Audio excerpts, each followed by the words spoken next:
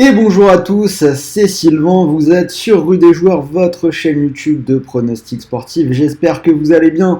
Nouvelle vidéo ce mercredi pour vous parler de Ligue 1. Le sprint final, pas mal d'enjeux, donc comme d'habitude, 10 matchs, 10 analyses, un prono par match et un combiné pour finir la vidéo. Donc restez bien jusqu'au bout. D'ailleurs, j'espère que vous avez suivi la semaine dernière puisque le combi de ce week-end est passé. Une cote à 2,11, c'était les victoires de Lyon et les victoires du PSG. C'est passé, donc on va essayer de faire aussi bien cette semaine. Alors si vous n'êtes pas encore abonné à la chaîne Rue des Joueurs, c'est vraiment le moment de le faire. Vous activez la petite cloche de YouTube et vous recevrez une notification à chaque fois que nous sortons une nouvelle vidéo. Donc on analyse tous les championnats pour les dernières journées. Pour parier ce week-end en Ligue 1, je vous propose d'utiliser le bonus d'inscription sur Parions Sport puisque vous pouvez recevoir jusqu'à 100 € de bonus en misant 100 €, donc c'est plutôt intéressant. Si ça vous intéresse, le lien d'inscription est bien évidemment dans la description de cette vidéo et on en reparle avec mon ticket, donc encore une fois un combi supérieur à 2. En attendant, on se lance dans l'analyse de la carte et les 10 rencontres de ce week-end. On commence avec Lens-Reims. Lens qui a pris 2 points d'avance sur Marseille à la faveur de la victoire de la semaine dernière à Bollaert. Les 100 et or qui arrivent à finir assez fort leur saison, 7 victoires lors des 8 dernières rencontres. Ils finissent mieux que Reims qui avait déjà perdu 3 fois de suite avant néanmoins de gagner la semaine dernière contre Lille. Mais voilà, avantage à Lens, ça devrait encore chicoter du côté de Bollaert. C'est une cote à 1,53, donc comme d'habitude je vous affiche ça au fur et à mesure. Strasbourg-Nice, une équipe de Strasbourg qui semble en bonne voie pour se sauver, 3 victoires sur les 4 derniers matchs. On a l'impression qu'ils ont retrouvé un petit peu de constance du côté de la Méno. Et en face, Nice a regagné ses 2 derniers matchs depuis qu'ils ont été éliminés en Coupe d'Europe. Mais clairement, ils n'ont plus rien à jouer. Ils n'ont gagné qu'une seule fois à 3 lors des 5 derniers déplacements. A priori, on irait plutôt vers Strasbourg. Méfiance quand même, il y a pas mal de nuls à l'extérieur côté niçois, donc ce sera Strasbourg avec la double chance. Strasbourg ou nul, c'est une petite cote à 1,33 qui reste intéressante. PSG Ajaccio. Alors Paris qui bon gré mal gré va sans doute remporter le titre une nouvelle fois. Ils ont pris les points contre 3 la semaine dernière et ça devrait encore être le cas ce week-end contre Ajaccio. Personnellement, je rajoute la clean sheet. Alors, c'est pas forcément évident car cette équipe de Paris, elle prend quand même des buts. Mais Ajaccio n'en a marqué que 2 lors des 9 dernières journées. Donc, c'est quand même très limité. Paris qui gagne sans encaisser, c'est coté à 1,40. Clermont-Lyon. Alors là, je vais partir sur les buts. Les deux équipes marquent, c'est passé dans les 5 derniers matchs de Lyon avec en point d'orgue, bien évidemment, le match complètement fou de la semaine dernière et cette victoire 5-4 contre Montpellier.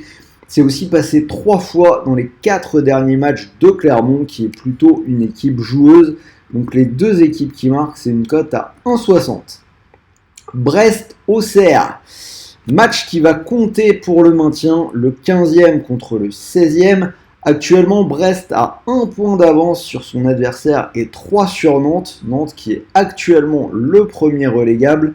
Alors Brest a perdu à Lorient la semaine dernière mais reste sur une très bonne dynamique malgré tout, surtout à domicile, 3 victoires de suite. Pas mal non plus côté Auxerrois, une équipe qui fait tout pour se sauver. Mais ça semble quand même plus dur à l'extérieur, 2 défaites lors des 3 derniers déplacements. Je vais donc donner la double chance aux Brestois.